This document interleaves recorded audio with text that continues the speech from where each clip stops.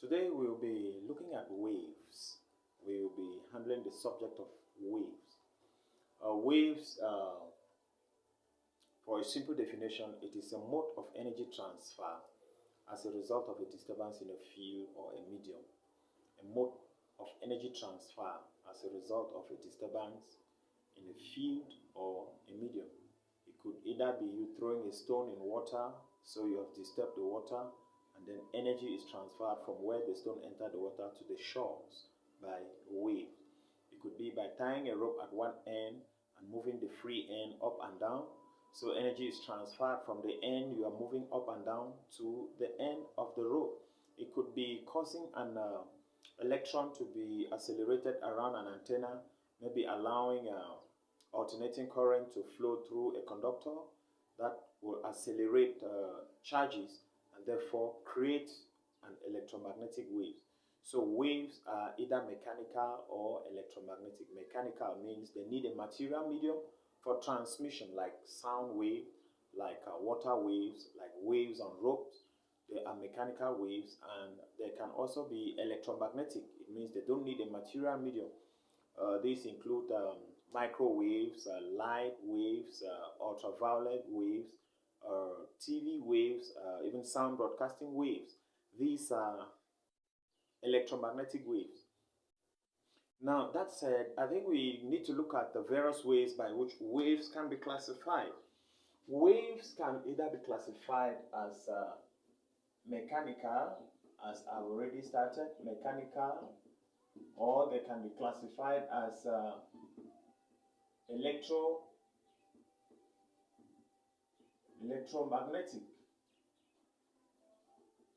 Electromagnetic.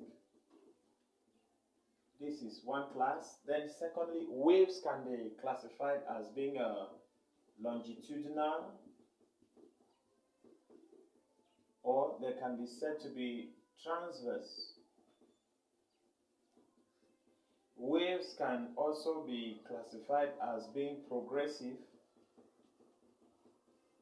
or stationary.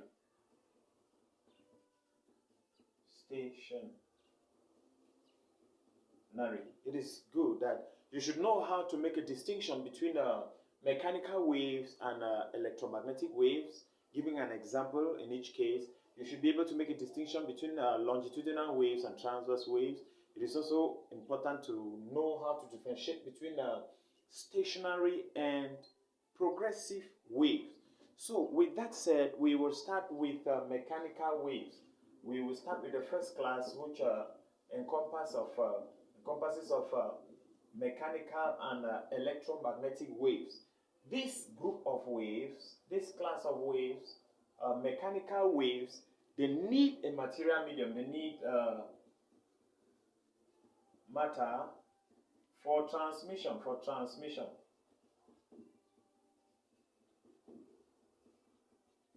An example is a sound wave. Example is sound wave, water waves. You have waves on ropes, and then waves on springs and waves on slinking. Electromagnetic waves, you have these are waves which do not need a material medium for transmission. You have like light, you have microwaves, you have radio waves, you have infrared, etc. This class, they don't need a material medium, while this class needs a material medium. Now, I want us to look at transverse and longitudinal waves. What is the difference between transverse and longitudinal wave? It is also important that you should know the difference between transverse and longitudinal waves. Transverse waves are waves produced such that the direction of vibration of the wave is perpendicular to the direction of vibration of matter producing it. The direction of vibration of the wave is perpendicular, or the direction of movement of the wave is perpendicular to the direction of vibration of matter producing it. For example, when you drop a stone in water, the stone enters the water vertically, but the wave is spreading itself horizontally. That is a Transverse wave.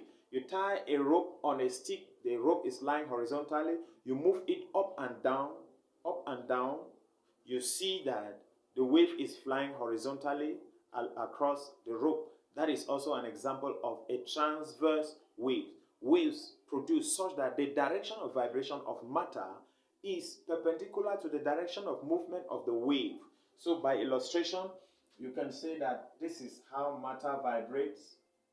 Vibration of matter.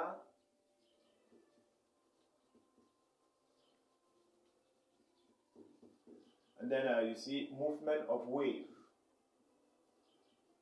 Wave. Motion. This is a transverse wave. This is a transverse wave. The direction of movement of the wave is perpendicular to the direction of vibration of matter. Now, if you look at the transverse, if you look at a longitudinal wave, if you want to look at a longitudinal wave, the direction of vibration of matter is parallel to the direction of movement of the wave. For example, matter could be vibrating in this direction, in this manner, vibration of matter, vibration of matter, and then you also have movement of wave motion. Wave motion and vibration of matter are along the same line. I want to give an example. If we have a table, if we consider this to be a table, and a spring is lying on the table, a helical spring, a spring is lying on the table, a helical spring, flexible spring, lying on the table, and maybe you were to hold it at this end, and you shake it, you apply a force in the forward direction. What you will likely see is you will see something like this.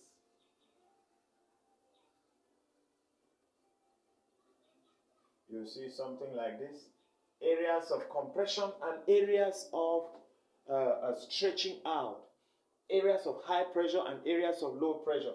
If you apply a force, this is vibration of matter. Matter is vibrating horizontally, and you see the wave profile. The wave is also moving horizontally.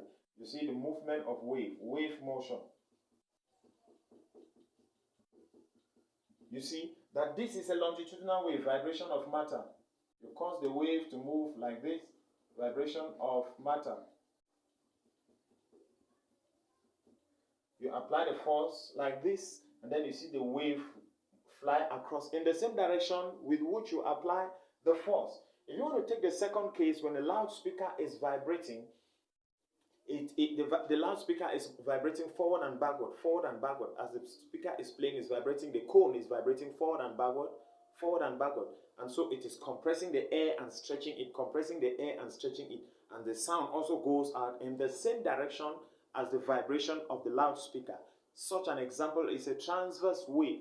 So you have an example of transverse wave as sound waves. Secondly, you have waves produced on springs as a result of vibration or disturbance on the spring along the length of the spring.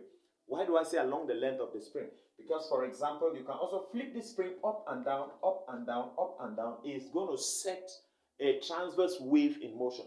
But if you shake this spring forward and backward, it is going to cause the wave to fly across the length of the spring. These areas of high compression these areas of high pressure are called areas of compression. And while these areas of low pressure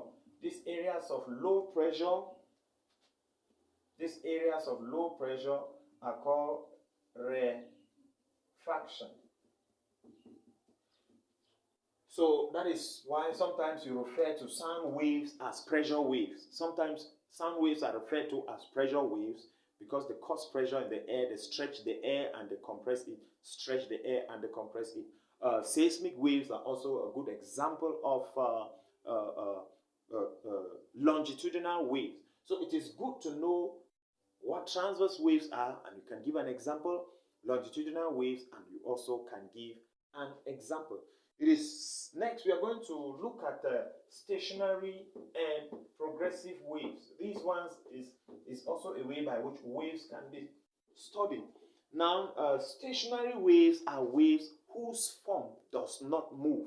For example, if you have a spring which is tied on both ends, is attached to a support, and you pluck it in the middle, you pluck it somewhere here, it means you apply a force, you're going to see a shape. The spring is going to vibrate within, producing this shape, producing a loop like this. This is a stationary wave. If you are looking at this, its form does not move.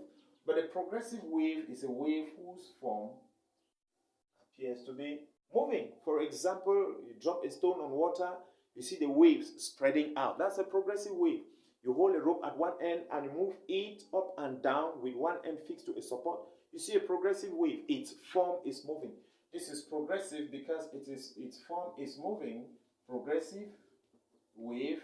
And this is a stationary wave. Now, what are some of the differences between a stationary wave and a progressive wave? I've said the form of the stationary wave does not move.